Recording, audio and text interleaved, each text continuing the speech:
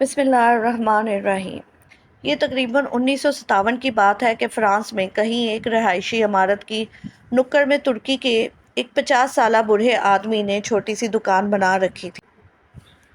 ارد گرد کے لوگ اس بوڑھے کو انکل ابراہیم کے نام سے جانتے اور پکارتے تھے۔ انکل ابراہیم کی دکان میں چھوٹی موٹی گھریلو ضروریات کی اشیاء کے علاوہ بچوں کے لیے چاکلیٹ، آئس کریم اور گولیاں ٹافیاں دستیاب تھیں۔ اسی عمارت کی ایک منزل پر ایک یہودی خاندان آباد تھا جن کا ایک 7 سالہ بچہ جاد تھا۔ جاد تقریباً روزانہ ہی انکل ابراہیم کی دکان پر گھر کی چھوٹی موٹی ضروریات خریدنے کے لیے آتا تھا۔ دکان سے جاتے ہوئے انکل ابراہیم کو کسی اور کام میں مشغول پا کر جاد نے کبھی بھی ایک چاکلیٹ چوری کرنا نہ بھولی تھی۔ ایک بار جاد دکان سے جاتے ہوئے چاکلیٹ چوری کرنا بھول گیا۔ انکل ابراہیم نے جاد کو پیچھے سے آواز دیتے ہوئے کہا، آج چاکلیٹ نہیں اٹھاؤ گے کیا؟ انکل ابراہیم نے یہ بات محبت میں کی تھی یا دوستی سے، مگر جاد کے لیے ایک صدمے سے بڑھ کر تھی۔ جاد آج تک یہی سمجھتا تھا کہ اس کی چوری ایک راز تھی، مگر معاملہ اس کے برعکس تھا۔ جاد نے گڑ گڑاتے ہوئے انکل ابراہیم سے کہا، آپ اگر مجھے معاف کر دیں تو آئندہ کبھی بھی چوری نہیں کروں گا۔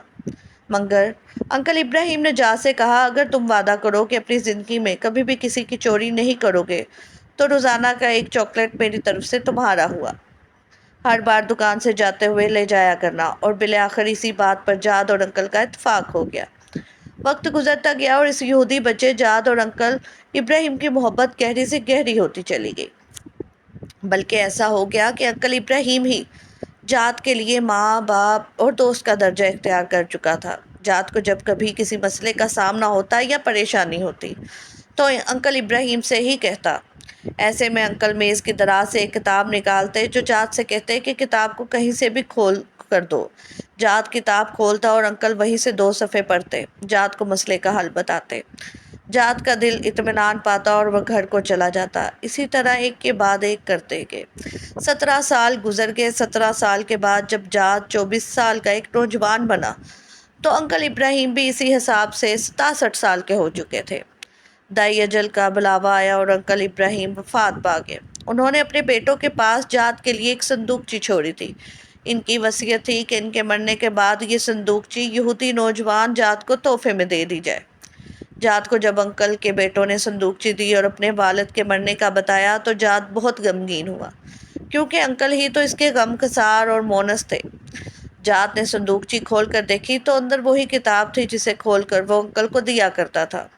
جاد انکل کی نشانی گھر میں رکھ کر دوسرے کاموں میں مشغول ہو گیا، مگر ایک دن اسے کسی پریشانی نے آ گھیرا۔ آج انکل ہوتے تو وہ اسے کتاب کھول کر 2 صفحے پڑھتے اور مسئلے کا حل سامنے آ جاتا۔ جاد کے ذہن میں انکل کا خیال آیا اور اس کی آنکھ سے آنسو نکل آئے۔ کیونکہ نہ آج میں خود کوشش کروں؟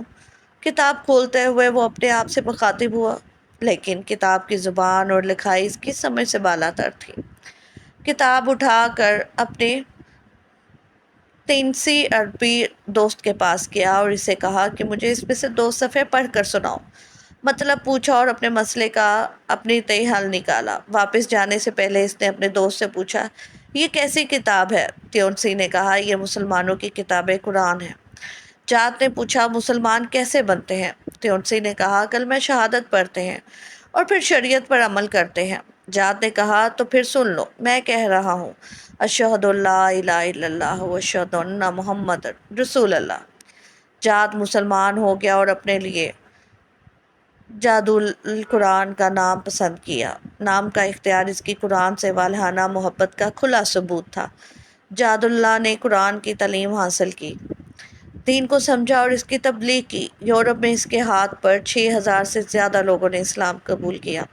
ایک دن پرانے کاغذات دیکھتے ہوئے جاد اللہ کو انکل ابراہیم کے دیے ہوئے قرآن میں دنیا کا ایک نقشہ نظر آیا، جس میں بر اعظم افریقہ کے ارد گرد لکیر کھینچی ہوئی تھی اور انکل کے دستخط کیے ہوئے تھے۔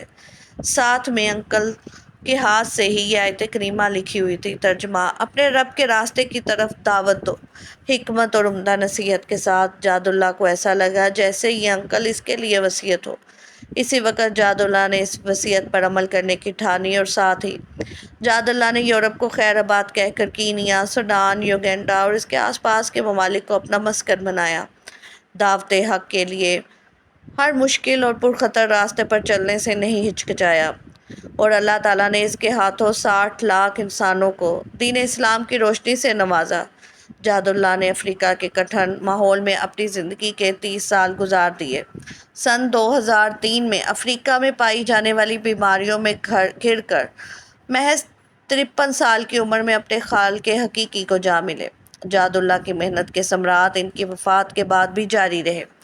وفات کے ٹھیک 2 سال بعد ان کی ماں نے 75 سال کی عمر میں اسلام قبول کر لیا۔ جہاد اللہ اکثر یاد کیا کرتے تھے کہ انکل ابراہیم نے اس کے 17 سالوں میں کبھی بھی اسے غیر مسلم محسوس نہیں ہونے دیا، اور نہ کبھی کہا کہ اسلام قبول کر لو، مگر اس کا رویہ ایسا تھا کہ جہاد کو اسلام قبول کیے بغیر چارہ نہ تھا۔